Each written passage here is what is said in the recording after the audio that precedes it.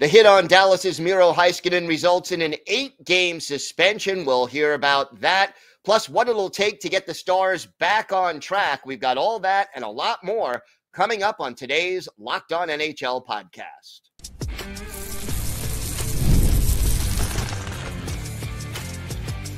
You're Locked On NHL, your daily podcast on the National Hockey League. Part of the Locked On Podcast Network, your team every day. Gil Martin here, and welcome everybody to the Monday edition of the Locked On NHL podcast, part of the Locked On Podcast Network, your team every day. I want to thank everyone who makes Locked On NHL your first listen every day. Don't forget to subscribe on YouTube or wherever you get your podcasts so you get new episodes as soon as they drop. Today's episode is brought to you by FanDuel. You could start the season with a big return on FanDuel. New customers can place a $5 bet, and you'll get started with $250 in bonus bets if you win that first $5 bet. Visit FanDuel.com to get started. It is my pleasure to welcome back to the show the host of Locked On Dallas Stars, Joey Erickson, and a little bit of a tough time lately for the Stars. I mean, they got off to such a great start, kind of inconsistent as of late, but the big story in their last game, Miro Heiskanen hit pretty hard by Matt Rempe, an 8-game suspension resulting from that hit. First of all, Joey, is Heiskanen going to be okay? And what did you think of the league's decision on this one? Well, first off, Gil, thank you so much for having me, and happy holidays and Merry Christmas to all those listening and watching here this week. Miro Heiskanen looks to be good to go. He was at practice earlier today, which is a positive sign. He did return in that game after the Rempe hit, but he was out for the entire 5-minute power play the Stars received. Not that that really would have mattered, and we'll get into it because the Stars power play has been pretty meh here over the last month, or really the whole season. I have a few thoughts on the hit. Number one, Rempe's a really, really big cat. He's going to hit a lot of guys upstairs and high just because of his pure size, but that's sort of his game, and he crushed a lot of other Stars that night. Actually had a pretty good game up until that point. The hit is still something that needs to be taken out of the game. He hit Miro Heiskanen right in the number 4, but at the same time, that's what New York wants him to do. He's out there to make an impact, and that's how he makes an impact. The Stars stood up for Miro, which was a good sign, but it's a hit that needs to be taken out of the game.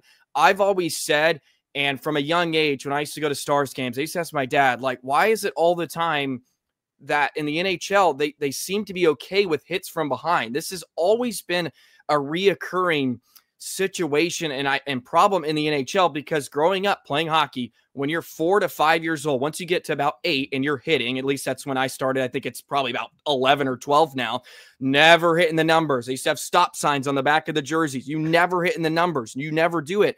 But it was always kind of accepted in the NHL. And I think if it's always going to be sort of accepted, it's never truly going to be taken out of the game. And I know Rempe's a repeat offender. That was probably a big reason why he got 8 games. It was a bad hit, in my opinion. Of course, I'm biased. It's the Stars' best player. You don't want Miro to get hurt. Otherwise, the problems could really start to exacerbate here in Dallas. But I think it's going to come to the point where the NHL has to almost come up with a black and white sort of view on it, where it's like, we're just not going to allow this at all.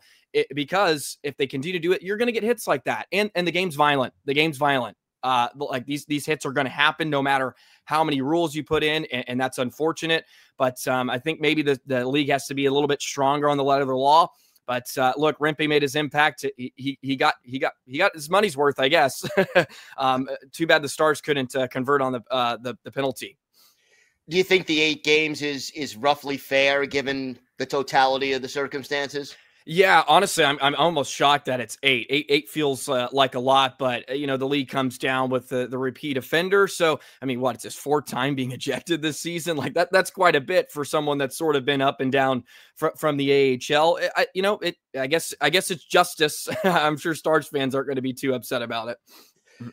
You alluded to the power play earlier, and I did want to talk about that. It's been a struggle for this team for most of the year. But when you look at the roster, there's so much talent here. What is holding back the power play right now? It's a lot of willingness to not change, in my opinion. And this is something that dates back to the springtime in the Stanley Cup playoffs. The Stars really fell off a cliff in that Western Conference final, and they did the year prior against Vegas. This is something that has continually happened, but in the first 2 seasons under DeBoer, they've been top 10 in power play percentage both seasons.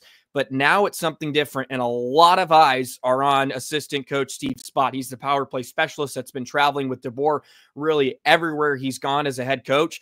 And for my money, it's just a lack of willingness to really overhaul the overall philosophy and strategy of the power play. Maybe they are really missing Joe Pavelski. I know he was an integral part of the Stars power play because you had somebody that could sit in front and tip all those pucks home and get to the rebounds.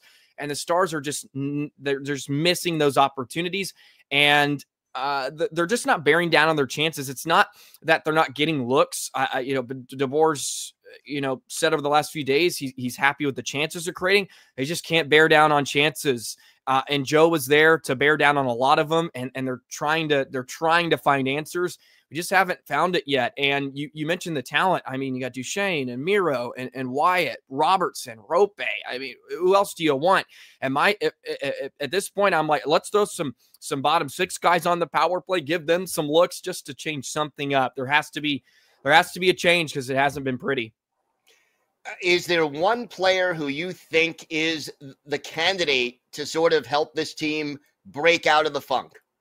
It's got to be Wyatt Johnston for me. As much as I would love to say Jason Robertson, Wyatt Johnston brings a different style and different skill to his repertoire than Robo. They need all of them to score. They need someone to score more consistently besides mid-30s Matt Duchene and Mason Marchment for that matter. They need a pure goal scorer in the worst way. I had one of the listeners of Locked On Stars say that to me, and I said, amen.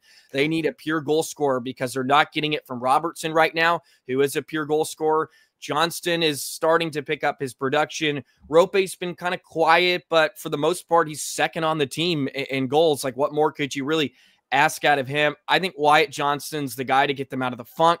He can play on the PK. He can get the power play going. He can get that top line going. He had such a great playoffs, last spring. They need him to start picking up a bit more, and I think he can sort of carry the load. But they need a lot from a lot of different cats. Right now, it's tough right now in the Central Division. I mean, Dallas is 4th. They're 2 points out of 3rd with a few games in hand, but Utah and St. Louis are not far behind them. What does this team need to do better besides the power play to get back to winning consistently?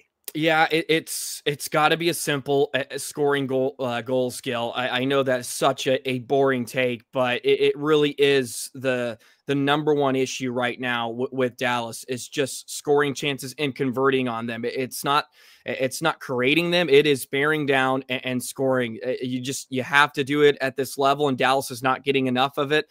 I think they're really averaging over 2 goals a game, probably the last 3 weeks or so, and they've had one where they had like 6 against Calgary, but that's it. They need a lot of other names to step up. For me, that's where the main issues are lying right now. And for much as I've been so negative and pessimistic about the Stars, you kind of mentioned it, they really haven't played very well or haven't really reached their ceiling at all. I don't think they've come that close to it.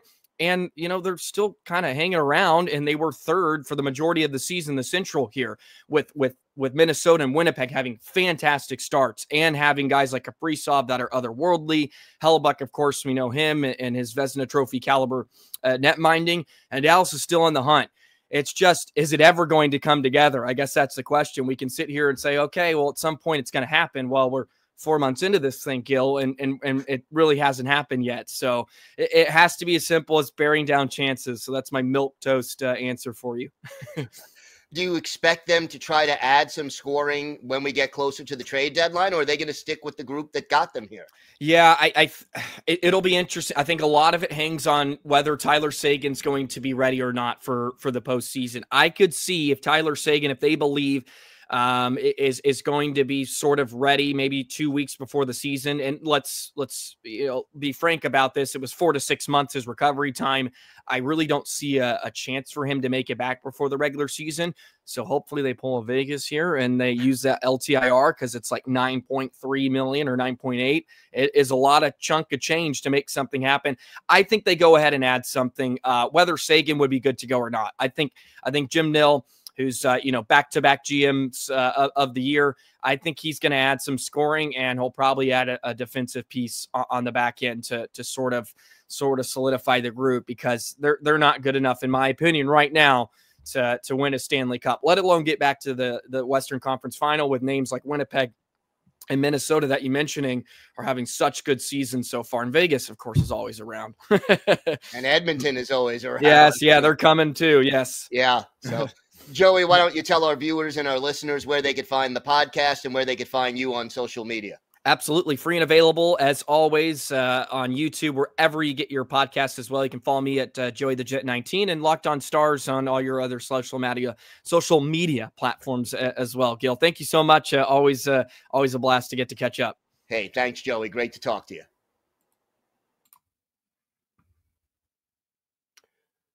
Today's episode is sponsored by Prize Picks. If you love sports, you're going to love Prize Picks, the best place to turn your sports knowledge into real money.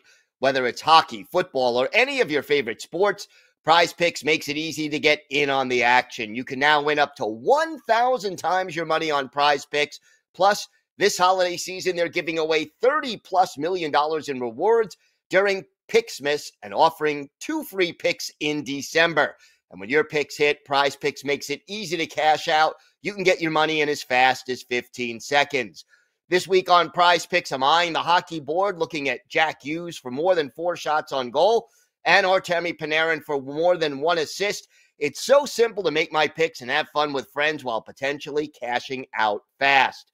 Download the Prize Picks app today and use code LOCKEDONNHL to get $50 instantly after you play your first $5 lineup. That's right, $50 instantly. Prize Picks, run your game.